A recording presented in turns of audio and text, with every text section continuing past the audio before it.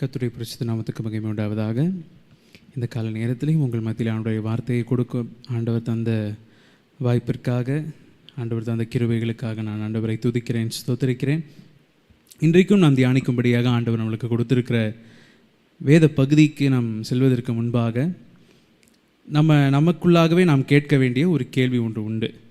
இந்த உலகத்தில் நாம் எதற்காக நாம் வாழ்கிறோம்? நம்முடைய வாழ்க்கையில் ஒரு மனித வாழ்க்கை அப்படின்னு இருக்கும்போது அந்த வாழ்க்கைக்கு இதுதான் சரியானது, இதுதான் நன்மை, நான் என் வாழ்க்கையில் நான் அச்சீவ் பண்ண வேண்டிய ஒரு கோல் இதுதான் அப்படின்னு சொல்லி நம்முடைய மனதில் வைத்து கொண்டு இருக்கிற காரியங்கள் என்ன அப்படின்றது தான் நம்ம இன்றைக்கி காலையில் நம்ம தியானிக்க போகிறோம். நம்முடைய இயல்பு வாழ்க்கையில் நம்மளுக்கு என்ன இருக்குது, அதையும் தாண்டி ஆண்டவர் வேதத்தின் பிரகாரமாய் ஒரு மனிதனுக்கு அவன் ஜீவனோடு இருக்கிற நாட்களில் நன்மையான காரியம் எது என்று ஆண்டவர் எந்த காரியத்தை குறித்து வைத்திருக்கிறார் அப்படின்றத நம்ம பார்க்குறோம். அப்போது முதலாவது நம்ம இயல்பு வாழ்க்கையில் நம்ம பார்க்கும்போது நம்மளுடைய வாழ்க்கையில் இதுதான் என் வாழ்க்கையில் நன்மை, இதை தவிர என் வாழ்க்கையில் எனக்கு எந்த ஒரு பெரிய அச்சீவ்மெண்ட்டுமே கிடையாது அப்படின்னு நம்ம சொல்லக்கூடிய காரியங்கள் என்ன நம்ம பார்க்கும்போது, ஒன்று பணம் சம்பாதிப்பது காரியமாக இருக்கும், இல்லை மற்றவர்களுக்கு முன்பாக ஒரு நல்ல நிலைமையில் இருக்கிறதா இருக்கலாம், இல்லை படிப்பின் காரியத்தில் ஒரு உயர்ந்த ஒரு ஸ்தானத்தில் இருக்கிறதா இருக்கலாம், இல்லை சொந்த பந்தங்கள் முன்னாடி ஒரு தலை நிமிர்ந்து நிற்கிற ஒரு வாழ்க்கை. இதுதான் என் வாழ்க்கையில் ஒரு கோல் அப்படின்னு சொல்லி இதுதான் என் வாழ்க்கையில் என்னுடைய ஒரு லட்சியமாக இருக்குது அப்படின்னு சொல்லி நம்ம சொல்லலாம். ஆனால் வேதத்தில் பிரசங்கி 3வது அதிகாரம் 12வது வசனத்தில் ஞானியை கொண்டு ஆண்டவர் பிரசங்கியில் எழுதி வைத்திருக்கிற ஒரு காரியம், பிரசங்கி 3வது அதிகாரம் 12வது வசனத்தை நம்ம பார்க்கும்போது, மகிழ்ச்சியாக இருப்பதும் உயிரோடு இருக்கையில் நன்மை செய்வதுமே அல்லாமல் வேறொரு நன்மையும் மனுஷனுக்கு இல்லை என்று அறிந்தேன். இந்த பிரசங்கி எழுதுறது யார் அப்படின்றது நமக்கு தெரியும். சாலமோன் எழுதுகிறாரு. பயங்கர ஞானி, ஆண்டவரிடத்திலிருந்து ஞானத்தை பெற்றுக்கொண்டவர். அவருடைய காலத்திற்கு பின்பு அவரை போல ஞானம் உள்ளவர்கள் அவருக்கு முன்பாகவும் இருக்கல, அவருக்கு பின்னாகவும் இருந்ததில்லை என்று தான் வேதம் சாட்சி கொடுக்கிறது. அப்படி இருக்கிற ஒரு ஞானி அவர் எழுதுகிறாரு, மகிழ்ச்சியாக இருப்பதும் உயிரோடு இருக்கையில் நன்மை செய்வதுமே அல்லாமல் வேறொரு நன்மையும் மனுஷனுக்கு இல்லை என்று அறிந்தேன். அப்போது நம்முடைய வாழ்க்கையில் நம்மளுக்கு இருக்க வேண்டிய ஒரே ஒரு லட்சியம், ஒரு கோல் என்ன அப்படின்னு சொல்லி நம்ம பார்க்கணுன்னா, மகிழ்ச்சியாக இருப்பதும் உயிரோடு இருக்கையில் நன்மை செய்வதுமே அல்லாமல். அப்போ இந்த ரெண்டுத்தையுமே தான் நம்ம இன்னைக்கு காலையில் நம்ம பார்க்க போகிறோம், நம்ம தியானிக்க போகிற காரியங்கள். மகிழ்ச்சியாக இருப்பதும் உயிரோடு இருக்கையில் நன்மை செய்வதுமே அல்லாமல் வேறொரு நன்மையும் மனுஷனுக்கு இல்லை என்று அறிந்தேன். அப்போது மகிழ்ச்சியாக இருப்பதும் முதலாவது அவர் கொண்டு வராரு, நமக்குள்ளாக மகிழ்ச்சியாக இருக்கிற ஒரு காரியம். மகிழ்ச்சியாக இருப்பதும் அப்படின்னு சொல்லும்போது, நம்மில் எத்தனை பேர் நம்முடைய வாழ்க்கையில் இப்போ எனக்கு இருக்கிற இந்த காரியத்தில், இப்போ எனக்கு இருக்கிற இந்த வாழ்க்கையில், இப்போ நான் இருக்கிற பொருளாதார நிலைமையில் நான் சந்தோஷமாக இருக்கிறேன், நான் மனரம்மியமாக இருக்கிறேன் அப்படின்னு சொல்லி யாரெல்லாம் சொல்ல முடியும் அப்படின்னா, ரொம்ப சொற்ப ஜனங்கள் மட்டுமே சொல்ல முடியும். அநேகருடைய வாழ்க்கையில் அவங்களுடைய காரியமே என்னவா இருக்குது அப்படின்னு சொன்னால், இப்போ இருக்கிற காரியத்தில் ஒரு நாட்டம் கிடையாது, இப்போ இருக்கிற காரியத்தில் ஒரு சந்தோஷம் கிடையாது. மனுஷன் எதை நோக்கி ஓடிக்கிட்டே இருக்கிறான்னு பார்க்கும்போது, ஒரு காரியத்தை அவனுடைய வாழ்க்கையில் வைத்துக்கொண்டு இதுதான் எனக்கு சந்தோஷம் அப்படின்னு சொல்லி அதுக்கு நேராக ஓடுறான். ஓடி முடிக்கிறதுக்குள்ளே வேற ஒரு காரியம் வந்துடும், அதை நோக்கி ஓட ஆரம்பிக்கிறான். வேற ஒரு காரியம் அதுக்கப்புறம் வரும், அதை நோக்கி ஓட ஆரம்பிக்கிறான். அவனுடைய வாழ்க்கையில் இதுதான் எனக்கு சந்தோஷம் அப்படின்னு நினைக்கக்கூடிய ஒரு காரியம் எதுவுமே கிடையாது. பணம் சம்பாதிக்கிற காரியமாக இருந்தாலும் சரி, இல்லை செலவழிக்கிற ஒரு காரியமாக இருந்தாலும் சரி, இதை நான் வாங்கணும், இதுதான் என்னோடய லட்சியம் அப்படின்னு மனசில் நினச்சி ஒரு நபர் ஓடுவாங்க. கடைசியில் அந்த காரியத்தை வாங்கிடுவாங்க. வாங்கின பிறகும் இல்லை அடுத்து இதை வாங்கணும் அப்படின்னு சொல்லி அந்த சந்தோஷம் அப்படின்றது, அந்த மகிழ்ச்சியாக இருப்பது அப்படின்ற ஒரு காரியம் ஒரு நிலையாக இருக்கிறதே இல்லை. தொடர்ந்து அது மாறிக்கிட்டே இருக்குது. அதை நோக்கி மனிதர்கள் ஓடிக்கொண்டே இருக்கிறாங்க. ஆங்கிலத்தில் ஒரு நல்ல ஒரு ஸ்டேட்மெண்ட் ஒன்று உண்டு, comparison is the thief of joy. மற்றவர்களோடு ஒப்பிடுகிறது நம்முடைய வாழ்க்கையில் இருக்கிற சந்தோஷத்தை திருடுகிற ஒரு காரியமாக இருக்கிறது. எப்பயுமே மனுஷன் ஒரு வாழ்க்கையில் என்ன பண்ணுறான்றனால யோசிச்சு பாருங்களேன். இல்லை நமக்கே ஒரு நன்மையான ஒரு காரியம் நடந்து நம்ம ஓகே இது எனக்கு போதும் அப்படின்னு நினைக்கும் போது நம்முடைய சந்தோஷத்தை திருடுகிற ஒரு காரியம் எது அப்படின்னு சொன்னால், இல்லை இவங்க இதை விட ஒரு நல்ல ஒரு காரியம் வச்சுருக்காங்களே, இல்லை இவங்களுடைய வாழ்க்கை இதை விட நல்லா இருக்குது, இல்லை இவங்க என்னை விட வாழ்க்கையில் இல்லை பொருளாதாரத்தில் இல்லை இந்த ஒரு முக்கியமான ஒரு காரியத்தில் என்னை விட அதிகமாக இருக்கிறாங்களே அப்படின்னு சொல்லி மற்றவர்களோடு நம்முடைய வாழ்க்கையை நம்ம ஒப்பிட்டு பார்க்கும்போது, அது நம்முடைய வாழ்க்கையில் இருக்கக்கூடிய சந்தோஷத்தை அது திருடி போடுகிற ஒரு முக்கியமான ஒரு காரியமாக இருக்கிறது. 1 தீமோத்தேயு 6வது அதிகாரம் 6வது வசனத்தில் நம்ம பார்க்கும்போது, 1 தீமோத்தேயு 6வது அதிகாரம் 6வது வசனம், போதும் என்கிற மனதுடனே கூடிய தேவ பக்தியே மிகுந்த ஆதாயம். போதும் என்கிற மனதுடனே கூடிய தேவ பக்தி. தேவ பக்தியும் முக்கியம், அதுலேயும் முக்கியமானது போதும் என்கிற அந்த மனம். இப்போ நான் இருக்கிற இந்த ஒரு நிலைமை எனக்கு போதும், இல்லை இப்போ நான் இருக்கிற இந்த ஒரு காரியம் இது ஆண்டவர் எனக்கு கொடுத்திருக்கிறார். எப்போ ஒரு காரியத்தை ஆண்டவர் எனக்கு கொடுத்திருக்கிறார் என்கிற ஒரு சிந்தனை எனக்கு வருதோ அப்போ மட்டும்தான் நான் சந்தோஷமாக இருக்க முடியும். இல்லை இதை நான் செஞ்சேன் அப்படின்னு நான் நினைக்கும் போது தான், இல்லை என்னால் இன்னும் முடியும் நம்ம போகிறோம். நம்ம என்னால் முடியும்னு நான் நினைக்கிறது நல்லது, ஆனால் ஆண்டவர் எனக்கு கொடுத்துருக்கிற அந்த சந்தோஷத்தை நான் இழந்து போயிட்டு நான் இன்னும் ஓடி நான் சந்தோஷத்தை நான் தேடி போனேன் அப்படின்னு சொன்னால் அதில் எந்த ஒரு பிரயோஜனமே கிடையாது. கர்த்தருடைய ஆசீர்வாதமே ஐஸ்வர்யத்தை தரும், அதனோட அவர் வேதனையை கூட்டார். ஆண்டவர் கொடுக்குற சந்தோஷத்தில் மட்டும்தான் மகிழ்ச்சி இருக்குமே இல்லாமல் நான் ஒரு காரியத்தை நோக்கி நான் ஒரு காரியத்தை எனக்கு முன்பாக வைத்துக்கொண்டு நான் போனேன் அப்படின்னு சொன்னால் அது எனக்கு ஒரு நிரந்தரமான ஒரு சந்தோஷத்தை கொடுக்குமா அப்படின்றது அது ஒரு பெரிய கேள்விக்குறியாக இருக்கும். அதனால் போதும் என்கிற மனதுடனே கூடிய தேவ பக்தி மிகுந்த ஆதாயமாக இருக்கும், மகிழ்ச்சியாக இருக்கணும். நம்முடைய காரியம், என்னுடைய வாழ்க்கையில் இப்போ ஆண்டவர் எனக்கு என்ன கொடுத்துருக்கிறார், இப்போ எனக்கு ஆண்டவர் கொடுத்துருக்கிற குடும்ப வாழ்க்கை, ஆண்டவர் இப்போ எனக்கு கொடுத்துருக்கிற பொருளாதார வாழ்க்கை, ஆண்டவர் எனக்கு இப்போ கொடுத்துருக்கிற ஞானத்தின் மூலமாக எனக்கு கிடைத்திருக்கிற இந்த மேன்மைகள், இது எல்லாமே ஆண்டவர் எனக்கு கொடுத்துருக்கிறாரு, இதில் நான் சந்தோஷமாக இருக்கிறேன் அப்படின்னு சொல்லி எனக்கு இப்பொழுது ஆண்டவர் கொடுத்துருக்கிற காரியத்தை வச்சு நான் சந்தோஷமாக இருக்கும்போது தான் ஆண்டவர் இன்னும் அதிகமான சந்தோஷத்தை அவர் எனக்கு கொடுப்பார். நானே எனக்கு இருக்கிற காரியத்தில் நான் திருப்தியாக இல்லை, மற்றவர்களோடு என்னுடைய வாழ்க்கையை நான் ஒப்பிட்டு கொண்டே இருக்கிறேன், மற்ற காரியங்களை நோக்கி நான் ஓடிக்கொண்டே இருக்கிறேன் அப்படின்னு சொன்னால் இப்பொழுது எனக்கு இருக்கிற சந்தோஷங்களை நான் இழந்து போக வேண்டியதாக இருக்கும். அநேக பணக்காரங்க அவங்க பண்ணுற தப்பு அதுதான். பணத்தை நோக்கி ஓடி கடைசியில் இப்பொழுது அவங்களை சுற்றி இருக்கிற அந்த குடும்பத்தாரை அவங்க இழந்து போகிறாங்க. குடும்பத்தில் செலுத்த வேண்டிய அந்த அன்பை, பிள்ளைகளோடு இருக்க வேண்டிய அந்த உறவை மறந்து போய் அவர்கள் ஓடி தான் கடைசியில் பணம் அவங்கக்கிட்ட நிறையா இருக்கும், ஆனால் சந்தோஷம் இருக்குமா அப்படின்னு யோசிச்சோன்னா அது ஒரு பெரிய ஒரு கேள்விக்குறியாக மாறி போயிடும். அவங்களுடைய இள வயதில் அவங்க நோக்கி பார்த்த அந்த பணம், அவங்க சந்தோஷம்னு நினச்ச அந்த பணம் இப்போ இருக்குது, ஆனால் அதை அவர்களோடு இருந்து செலவழிப்பதற்கோ அவர்களோடு இருந்து அதை அனுபவிப்பதற்கோ அவர்களோட மனிதர்கள் இல்லாமல் போய்விடுவார்கள். அதனால் appreciate even the small things that you have. உங்களுடைய வாழ்க்கையில் இப்போ இருக்கிறதுல அது சின்ன காரியமாக இருந்தாலும் சரி, பெரிய காரியத்தை மட்டும்தான் நான் சந்தோஷம் நினைப்பேன்றது கிடையாது. என்னுடைய வாழ்க்கையில் இப்போ எனக்கு இருக்கிறதுல சின்ன விஷயங்களாக இருந்தாலும் அதை குறித்து நான் சந்தோஷப்படும் போது தான் என்னுடைய வாழ்க்கையை ஒரு மகிழ்ச்சியான ஒரு வாழ்க்கையை என்னால் மாற்ற முடியுமே இல்லாமல், இல்லை இந்த ஒரு காரியம் எனக்கு கிடைச்சா, இந்த ஒரு பெரிய காரியம் எனக்கு கிடைச்சா நான் சந்தோஷமாக இருப்பேன் அப்படின்னு சொல்லி நம்ம ஓடிக்கிட்டே இருந்தோம்னு சொன்னால் அது ஆகாய மார்க்கமாய் தனக்கு செட்டைகளை உண்டு பண்ணி அது பறந்து போயிட்டே இருக்கும். நம்ம அதன் பின்னாக நாம் ஓடிக்கொண்டே இருக்க வேண்டியதுதான். அப்போது போதும் என்கிற அந்த மனதுடனே கூடிய அந்த தேவ பக்தி. ஒரு சாதாரண ஒரு மனுஷன் நம்ம எடுத்துக்கிட்டோன்னா கூட, ஒரு காரை, புதிய காரை இப்போ அவங்க போய் ஒரு ஷோரூமில் வாங்குறாங்கன்னு வச்சுப்போம். நல்ல ஒரு கஷ்டப்பட்ட ஒரு நிலைமையிலேருந்து நல்லா படித்து நல்ல வேலைக்கு வந்து கஷ்டப்பட்டு ஒரு காரை அவங்க புதுசாக போய் ஷோரூமில் எடுக்கிறாங்க. அதே நபர் அந்த புது காரோட ரோட்டுக்கு வரும்போது எதிரில் ஒரு BMW போச்சுன்னு வச்சுக்கோங்க, உடனே அந்த மனுஷன் என்ன நினைப்பான், என்கிட்ட என்ன இல்லை, இந்த கார் என்கிட்ட இல்லையே. ஆனால் அந்த BMW ஓட்டிகிட்டு போகிறவன் ஒரு வேளை அதை செகண்ட் ஹேண்டில் வாங்கியிருக்கலாம், இல்லை எந்த ஒரு நிலைமையில் அவங்க அதை வாங்கியிருப்பாங்களோ அது தெரியாது. ஆனால் இவன்கிட்ட இருக்கிறது என்ன, புது கார், இப்போ தான் ஷோரூம்லேருந்து வெளியே வருது. ஆனால் இவனுக்கு உடனே என் மனசு எங்கே போகுது, அந்த கார் என்கிட்ட இல்லையே. அப்போ அதே போல் தான் வாழ்க்கை. எப்பொழுதுமே நம்ம மற்றவர்களோடு நம்மளுடைய வாழ்க்கையை ஒப்பிட்டு நம்ம போனோம் அப்படின்னு சொன்னால் நம்ம இப்பொழுது வைத்திருக்கிற அந்த சந்தோஷங்களையும் இப்பொழுது நாம் வைத்திருக்கிற அந்த மகிழ்ச்சியின் சூழ்நிலைகளையும் நம்ம இழந்து போயிடுவோம். அது இல்லாதபடிக்கு போதும் என்கிற அந்த மனதுடனே ஆண்டவரோடு இருக்கிற அந்த தெய்வ பக்தியை நாம் ஆதாயமாக எண்ணும் போது நம்முடைய வாழ்க்கையில் மகிழ்ச்சி தங்கி இருக்கும். ஆண்டவர் எனக்கு இந்த காரியத்தை கொடுத்திருக்கிறார், ஆண்டவர் தான் இந்த ஆசீர்வாதத்தை என் வாழ்க்கையில் அனுமதிச்சிருக்கிறார், இந்த ஒரு மேன்மை ஆண்டவர் எனக்கு கொடுத்தது அப்படின்னு நான் நினைக்கும் போது மட்டுமே என்னால் மகிழ்ச்சியாக இருக்க முடியும். அப்போது முதலாவது மகிழ்ச்சியாக இருப்பதும், ரெண்டாவது காரியம் உயிரோடு இருக்கையில் நன்மை செய்வதுமே அல்லாமல். அப்போது உயிரோடு இருக்கையில் நன்மை செய்கிறது யாரால் வேணால் முடியும். ஆனால் முக்கியமான ஒரு காரியம் உயிரோடு இருக்கையில் நன்மை செய்யணும்.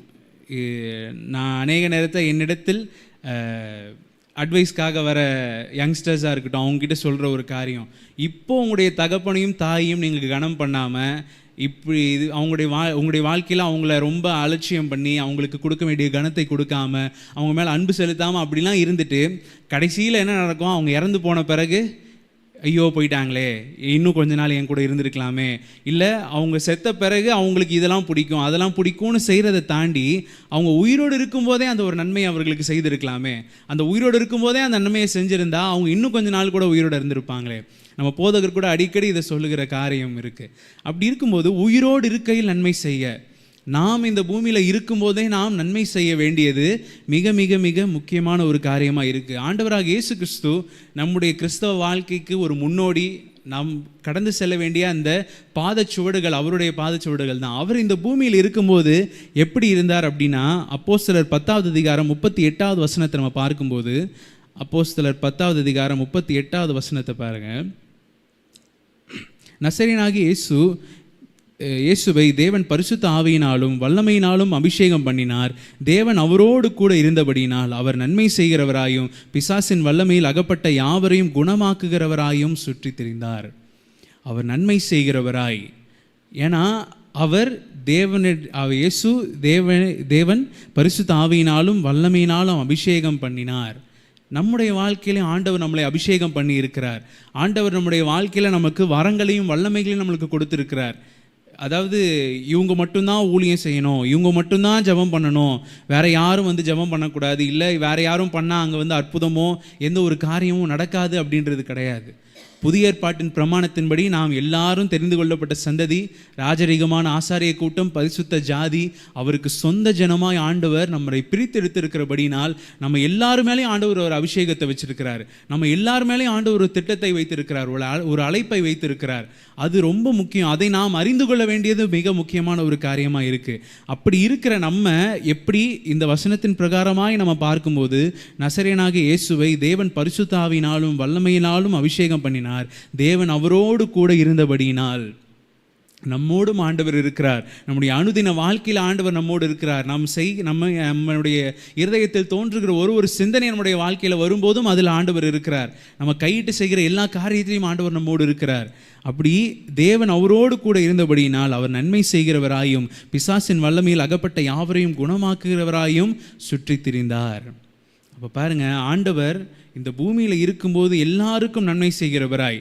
நன்மை செய்கிறது அப்படின்ன உடனே பணக்காசு கொடுக்கறது மட்டும்தான் அப்படின்றது கிடையாது. இல்லை நான் ஒரு சிரத்தை எடுத்து அவங்களுக்கு செய்யணுன்றது கிடையாது. சில நேரத்தில் ஒரு நபர் ஒரு கஷ்டத்தில் இருக்கும்போது உங்ககிட்ட பணம் காசு இல்லாமல் இருக்கலாம், ஆனால் அந்த துயரத்தின் மத்தியில் அவர்களோடு நீங்கள் போய் நின்று ஆண்டவருடைய வார்த்தை அவர்களுக்கு சொல்லுகிறது உயிரோடு இருக்கையில் நீங்கள் செய்கிற ஒரு நன்மை. அதாவது பேதுருவும் யோவானும் அவர்கள் ஆலயத்திற்கு போகும்போது அங்கே முடவனாக இருந்த அவனை பார்த்து அவர்கள் சொன்ன காரியம் என்ன? வெள்ளியும் பொன்னும் எங்களிடத்தில் இல்லை, என்னிடத்தில் உள்ளதை உனக்கு தருகிறேன். அப்போது உங்ககிட்ட என்ன இருக்குது அதான் ஆண்டவருக்கு, அதை அந்த நபருக்கு நீங்கள் கொடுங்க. உங்களிடத்தில் ஆண்டவரை அறிந்திருக்கிற அந்த சந்தோஷம் இருக்குதா, அதை அவர்களுக்கு கொடுங்க. இல்லை அந்த நேரத்தில் ஆண்டவர் உங்களுக்கு ஒரு வார்த்தையை கொடுத்து இதை இந்த நபரத்தில் சொல்லு அப்படின்னு சொல்கிறாரா, அந்த வார்த்தையை அவர்களிடத்தில் கொடுங்க. இல்லை உங்களால் பொருளாதார ரீதியில் அவர்களுக்கு நன்மை செய்யக்கூடுமானால் நிச்சயமாய் செய்யுங்க, அதில் எந்த ஒரு தவறும் கிடையாது. ஆனால் அதுலேயும் முக்கியமான காரியம், அவர்கள் திரும்பி செய்வாங்க அப்படின்ற ஒரு எதிர்பார்ப்பில் எப்பயுமே செய்யக்கூடாது. நாம் செய்கிற காரியம், ஏழைக்கு இறங்குகிறவன் கர்த்தருக்கு கடன் கொடுக்குறான், அதை அவர் நிச்சயமே அவனுக்கு திரும்ப கொடுப்பார். அவர் தான் கொடுப்பாரே தவிர அந்த மனுஷன் கொடுப்பான் அப்படின்றத நம்ம நினச்சோன்னா அதில் நாம் சோர்ந்து போயிடுவோம். அப்போது உயிரோடு இருக்கையில் நன்மை செய்யவும், நம்மளால் முடிஞ்ச ஒரு நன்மையை நமக்கு தெரிஞ்ச நமக்கு அருகாமையில் இருக்கிற ஒரு நபருக்கு நாம் செய்வதுமே அது நம்முடைய வாழ்க்கையில் அது நன்மையான ஒரு காரியமாக இருக்குது. உயிரோடு இருக்கையில் நம்ம நன்மை செய்கிறதும் நாம் மகிழ்ச்சியாக இருப்பதுமே அல்லாமல் வேறொரு நன்மையும் மனுஷனுக்கு இல்லை என்று அறிந்தேன். இது ஞானி எழுதி வச்சிருக்கிறாரு. இதற்கு வேதாகமத்தில் ஒரு நல்ல ஒரு எக்ஸாம்பிள் யார் அப்படின்னு பார்த்தோன்னா, நம்ம அப்போஸ்தலனாகிய பவுல் இதற்கு ரொம்ப முக்கியமான ஒரு நபராக இருக்கிறார். பிலிப்பியர் 4வது அதிகாரத்தில் 4வது வசனத்தில் பார்க்கும்போது நம்ம எல்லாருக்குமே தெரிஞ்ச ஒரு வசனம். பிலிப்பியர் 4வது அதிகாரம் 4வது வசனம், கர்த்தருக்குள் எப்பொழுதும் சந்தோஷமாக இருங்கள் என்று மறுபடியும் உங்களுக்கு சொல்கிறேன். 1 தெசலோனிக்கேயர் 5வது அதிகாரம் 16வது வசனத்தில் கூட அவர் சொல்லுகிறார், எப்பொழுதும் சந்தோஷமாக இருங்கள். அப்போ பாருங்கள், ஒருத்தர் வேதத்தில் மகிழ்ச்சியாக நம்ம இருக்கணும் அப்படின்றதையே நமக்கு நினைப்பூட்ட வேண்டிய ஒரு நிலைமையில தான் மனிதர்களாகிய நாம் இருக்கிறோம். அந்த சந்தோஷம், ஆண்டவர் கொடுத்திருக்கிற அந்த மகிழ்ச்சியில் நாம் நிலைத்திருக்க வேண்டியது மிக மிக மிக முக்கியமான ஒரு காரியமாக இருக்குது. பவுலுமே அப்படிதான். அவருடைய வாழ்க்கையில் எத்தனை சோதனைகள் வந்தாலும், எத்தனையோ எதிர்ப்புகள் அவருக்கு ஊழியத்தின் பாதையில் வந்தாலும், அந்த ஓட்டத்தை நான் ஓட மகிழ்ச்சியாக இருக்கிறேன் அப்படின்னு சொல்லி அந்த எல்லா துயரங்கள் மத்தியிலும், எல்லா கஷ்டங்கள் மத்தியிலுமே அவர் ஆண்டவருடைய ஊழியத்திற்கென்று அவர் சந்தோஷமாய் ஓடின ஒரு நபராக இருந்தார். அதே போல் பிலிப்பியர் 1:23 நம்ம பார்க்கும்போது, உயிரோடு இருக்கையில் நன்மை செய்வோம் அப்படின்றதற்கு பவுல் என்ன சொல்கிறாருன்றதை பாருங்கள். 1 தெசலோனிக்கேயர் 1:23 ஏனெனில் இவ்விரண்டினாலும் நான் நெருக்கப்படுகிறேன், தேகத்தை விட்டு பிரிந்து கிறிஸ்துவுடனே கூட இருக்க எனக்கு ஆசை உண்டு, அது அதிக நன்மையாக இருக்கும். அப்படி இருந்தும் நான் சரீரத்தில் தரித்திருப்பது உங்களுக்கு அதிக அவசியம். இந்த இடத்துல பாருங்க, அவர் படுற அந்த ஊழிய பாதையின் கஷ்டங்கள், அவர் கடந்து வருகிற அந்த பாதைகள் நிமித்தமாக அவர் சொல்கிற ஒரு காரியம், ஏனெனில் இவ்விரண்டினாலும் நான் நெருக்கப்படுகிறேன். என்ன அப்படின்னா, தேகத்தை விட்டு பிரிந்து கிறிஸ்துவுடனே கூட இருக்க எனக்கு ஆசை உண்டு, அது அதிக நன்மையாக இருக்கும்.